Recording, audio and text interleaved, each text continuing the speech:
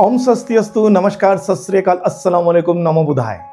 Friend, एक सवाल आए हैं, आइए आज उस सवाल को लेते हैं। सर, आप कहते हैं दिव्य शक्तियों के गाइडेंस मिलती है, वो कैसे? क्या आप कुछ मार्गदर्शन कर सकते हैं? धन्यवाद सर। ये सवाल मुझे सच में बहुत अच्छा लगा।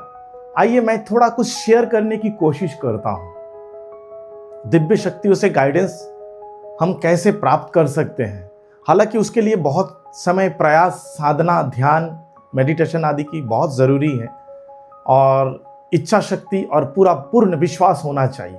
अब मैं आपको एक एग्जाम्पल देकर समझाने की कोशिश करूँ। अगर आप देखते हैं किसी शिव मंदिर में जाएंगे, प्राचीन शिव मंदिर या नए शिव मंदिर में, मैक्सिमम शिव मंदिर में शिवलिंग लगे हुए रहते हैं और शिवलिंग के पास में एक नाग देवता भी रहते हैं। आपको कभी लगता है कि क्या आपने कभी सोचा कि शिवलिंग के चारों तरफ नाग लपटे हुआ क्यों है, या उसके बगल में कोई नाग का मूर्ति क्यों रखा हुआ है या स्टैच्यू क्यों रखा हुआ है? इसको समझने की कोशिश करें पहले। दरअसल अगर सांपों का, अगर आप साइंटिफिकली देखोगे कि सांप देख नहीं पाते और वो फिर भी अपने लक्ष्य की ओर बढ़ते हैं। ये कैसे होता है? वो अंधे हैं, उनको दिखाई नहीं देता, फिर भी सांप अपने टारगेट और अपने जगह पर, अपने बिल पे या जो भी जगह पे उसको जाना है वो जाता है। वो कैसे जाता है? क्योंकि सांप का पूरा शरीर ही उसका आंख है, सांप का पूरा शरीर ही उसका कान है, सांप का पूरा शरीर ही सेंस है और उस सेंस के साथ आगे बढ़ता। तो शिवलिंग के बगल में अगर नाग देवता का स्टैच्यू है या शिवलिंग के चारों तरफ नाग लपेटे हुए हैं, तो उसका तात्पर्य यह है कि शिव हर जगह पर है और शिव आपको हर दिशा में, क्योंकि जगत पिता है, जगत गुरु है, वो आपको हर मामले में गाइडेंस करते हैं। लेकिन अब सवाल आते हैं कि सर हमको तो गाइडेंस नहीं मिलती। उसका कारण क्या है? क्योंकि आप गाइडेंस को समझ नहीं पाते हो। गाइडेंस समझने के लिए आपको सर्प जैसा बनना पड़ेगा, सांप के जैसा बनना पड़ेगा, नाग देवता के जैसा बनना पड़ेगा। यानी कि सुनने की जरूरत नहीं है, देखने की जरूरत नहीं है। अपने सारे सेंसेस को बंद कर लीजिए, अपने पूरे बॉडी को सेंसिटिव बनाइए और अंतर आत्मा में झांकिए, वहां पे शिव है और वही से शिव आपको जो इंफॉर्मेशन देते हैं वही शिव का गाइडेंस है। ठीक उसी प्रकार किसी भी दिव्य शक्तियों से जुड़कर उनके गाइडेंस को लेने के लिए आपको अपने भीतर झांकना होगा। लेकिन आप भीतर जब झांकने जाओगे, आपका कॉन्शियस माइंड आपको रोकेगा और अपने कॉन्शियस माइंड में जितने सवाल है, किंतु परंतु, लेकिन, लॉजिकल, मैथमेटिकल, बहुत सारे चीजें हैं, उसको डे बाय डे मेडिटेशन से आपको काबू में लाना होगा। जब आप उसको काबू में ला पाओगे और तब दिव्य शक्तियों का गाइडेंस आपको भी प्राप्त होगा। यही है वो चीज। और कुछ भाग्यशाली हैं जिसको क्लियरो ऑडियंस, क्लैरियोवाइंस है, यानी कि वो देख पाते हैं अदृश्य चीजों को, अदृश्य शब्दों को सुन पाते हैं। ऐसे लोग दुनिया में बहुत किस्मत वाले हैं।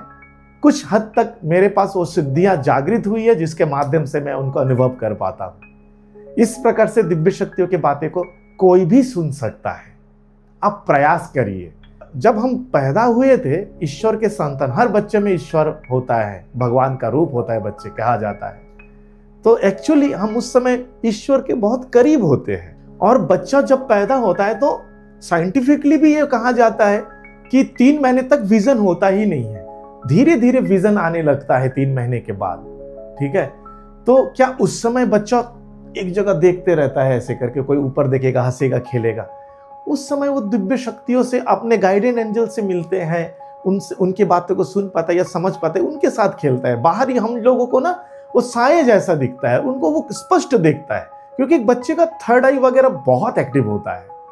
लेकिन धीरे धीरे, डे बाय डे, जब हम बड़ा होते जा रहे हैं, समाज, परिवार और जो भी हम समझते सीखते, वो हमारे सबकॉन्शियस माइंड में पैटर्न बनता है। और जब हमारी 7 साल की उम्र होती है, उसके बाद हमारा कॉन्शियसनेस आने लगता है और धीरे धीरे हम जितना समझे ना, उसी को ही विचार करने लगता है। बट दुनिया में ना, जितना हम जानते हैं, जितना हम देखते हैं, जितना हमारे नॉलेज में है, उससे कई हजारों गुना नॉलेजेस और चीजें और घटनाएं इस दुनिया में है और होती है और निरंतर होती रहेगी इन फ्यूचर में भी। क्योंकि हमारा जो नॉलेज है ना, अगर आप मुझसे पूछो, वो 5 to 6% ही है कि हमें पता है ये हम कर सकते हैं, ये हो सकता है, हमें पता है ये नहीं हो सकता, ये कर नहीं सकते। लेकिन 95% हमको पता ही नहीं इस दुनिया में क्या क्या है। हम सिर्फ 5% के ज्ञान के ज्ञानी होकर हम पूरे दुनिया को और ईश्वर को, हर चीज को जज करते हैं। आध्यात्म से जुड़ना है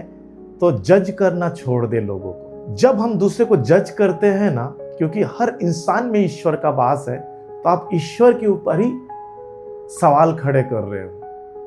करने दो ना, जो अपना काम कर रहे हैं उसका फल उनको मिलेगा। आप अपना कर्म फल की ओर चिंता करें, यही मुक्ति का रास्ता है। धन्यवाद मेरे वीडियो को देखने के लिए। मेरी ओर से आप सभी को एनर्जी ब्लेसिंग।